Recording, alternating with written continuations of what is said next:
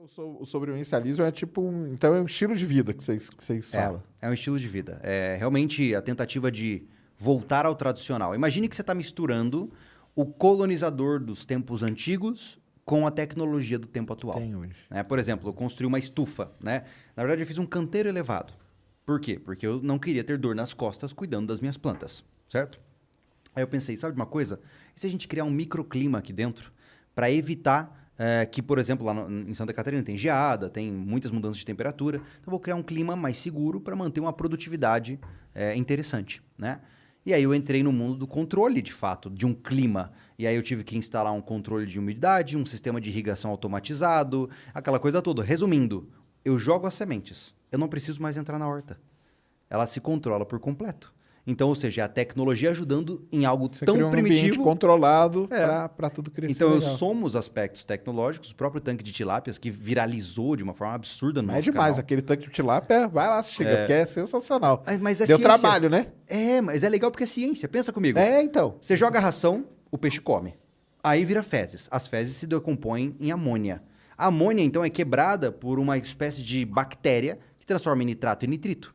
Depois de um tempo, isso é consumido pelas plantas do sistema aquapônico. Então, é um sistema fechado, né?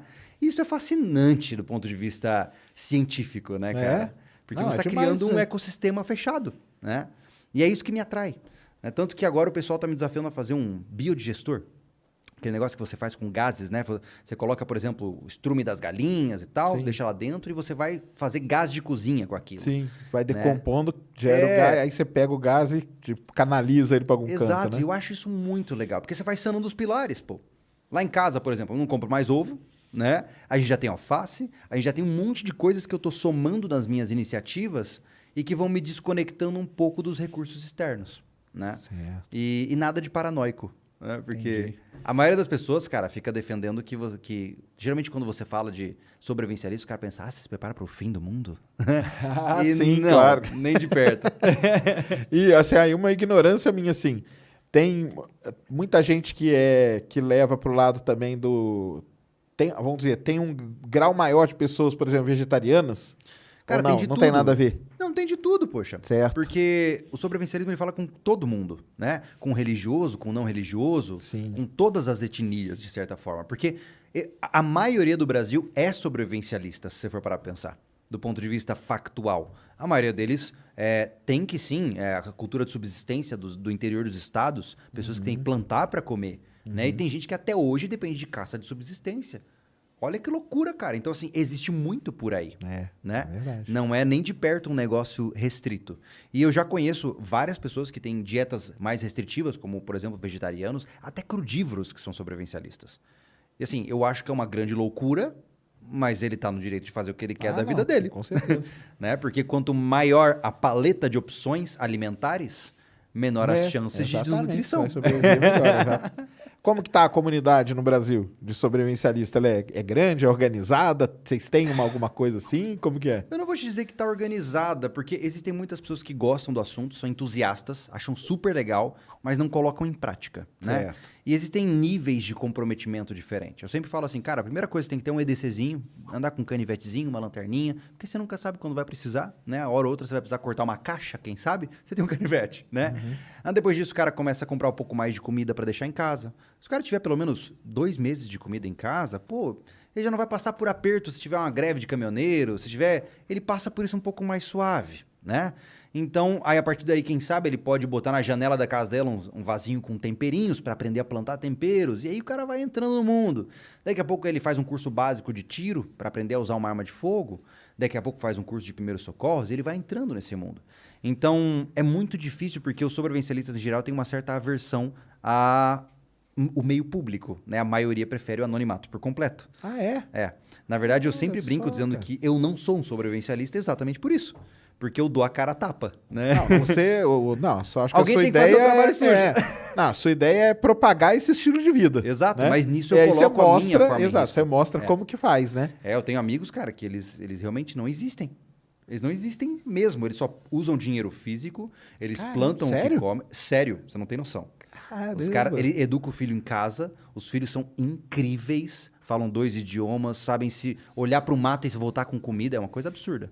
E esses caras estão aqui no Brasil, pô.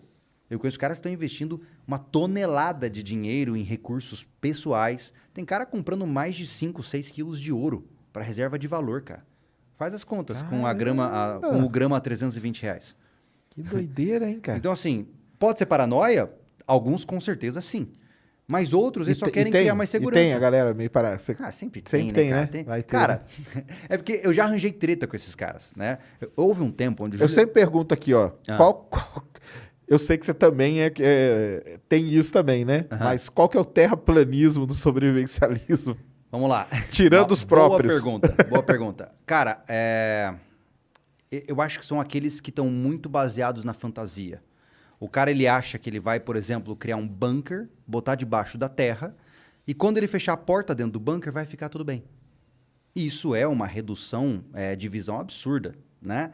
Porque, como eu disse, uma vez que você se fecha dentro de um quarto, o seu agressor tem um mundo inteiro a seu dispor para entrar no seu quarto. Ele tem o tempo do mundo inteiro, né? E o problema dessa área nossa é que o cara adoece no processo. O indivíduo que muitas vezes começa a advogar com essa pira de fim de mundo, crise... Aí é normal, assim, é uma espiral, tá? Tudo anda junto. O cara, ele começa a falar de crise social, aí ele começa a falar de bunkers, aí ele começa a falar de colapso, aí ele começa a falar de fraudemia, aí ele começa a falar de terra plana, vai juntando tudo assim, ó, vira um bolo, uma toca de coelho, daqui a pouco até reptiliano entra no negócio, entendeu? É muito louco. Que coisa. Porque assim, geralmente o indivíduo que tem um comportamento por teorias conspiratórias, ele já tem déficits muito grandes do ponto de vista de inteligência emocional e que só vão sendo acumulativos. É como eu sempre digo, quando se trata de comportamento humano, o que está ruim só vai piorar se não for cuidado, né? Então, geralmente é assim, o mesmo público que você provavelmente enfrenta, a gente também enfrenta. Mas tem o pessoal vamos dizer assim, desse lado da paranoia, que divulgam essas coisas? Sim, tem. Eu já tretei feio com um deles. Ah, é? Meu santo Deus. E eles têm um público que vai? Tem, cara, mas eu acho irresponsável, Sérgio. Porque sabe o que claro. acontece? Pensa comigo, cara. Você fala de astronomia. Se o cara tá defendendo terra plana ou não, não tem vida em risco. Agora você imagina... É isso mesmo que eu falo. Agora você imagina, cara, que eu tô falando sobre sobrevivência, tá? E eu começo a pregar para as pessoas, o caos está próximo. As coisas vão piorar. Você tem que tomar providências ou você vai morrer. Sua família está em risco. E eu começo. E vou pregando, pastoreando mesmo. Cara, se o cara tá num momento de vulnerabilidade da vida dele, desempregado, numa situação difícil... Mas aí é aquelas seitas malucas, né? É isso, Jim Jones total, Uhum. entendeu? E o problema é que a maioria desses caras que propagam essas loucuras, eles não sabem, mas já estão com sangue nas mãos. Porque se um desses inscritos deu um tiro na própria cabeça porque achou que não valia mais a pena viver num mundo que está prestes a acabar, a culpa está na mão dele, entendeu? Então, por isso que falar de temas tão complexos exige muita responsabilidade. Quando eu falo sobre armas de fogo no canal... eu sempre falo de uma maneira muito didática, muito bem embasada para mostrar o conceito daquilo da melhor forma possível. Porque para ser mal interpretado, e eu não quero carregar essa cruz, cara.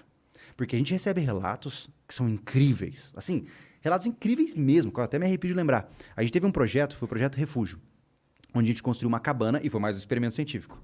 Qual foi a premissa? O abstract. A gente pensou, o que é necessário de 2 homens para construir uma cabana no meio do nada só com ferramentas primitivas.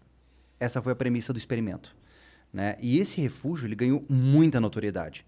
As pessoas adoravam. E a gente recebeu mensagens, cara, de um rapaz falando, olha, eu tô mandando essa mensagem para agradecer vocês, porque meu pai, na cama, em estado terminal, a última coisa que ele fez foi ficar assistindo os episódios de vocês. Olha só. Olha que loucura, cara.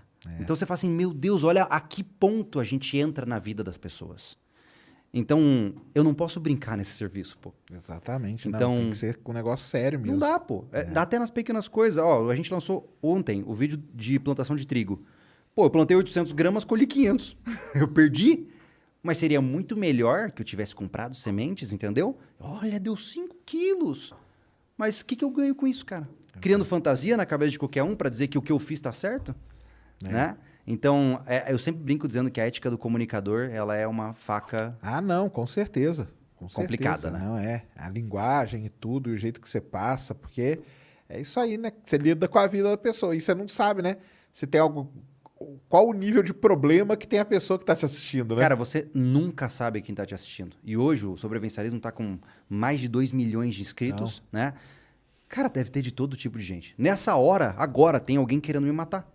Porque, estatisticamente falando, as chances são grandes. É porque é muita gente, né? Então, a gente já recebeu mensagens, por exemplo, de esquizofrênicos em esquizoparanoide, em delírio, achando que eu tava perseguindo ele, pô. Caramba. Então, você imagina a loucura que é isso. Porque se eu for rude com essa pessoa, de maneira direta ou indireta, daqui a pouco o cara me trompa e me esfaqueia, cara. Ou sei lá, ele entra num surto e mata alguém, pô. Né? E eu não tenho nada contra essas pessoas, mas o fato é que elas existem. E a gente tem que tomar muito cuidado para não prejudicá-las no processo de tratamento delas, nas dificuldades que elas possuem. E isso é difícil. Ah, com certeza.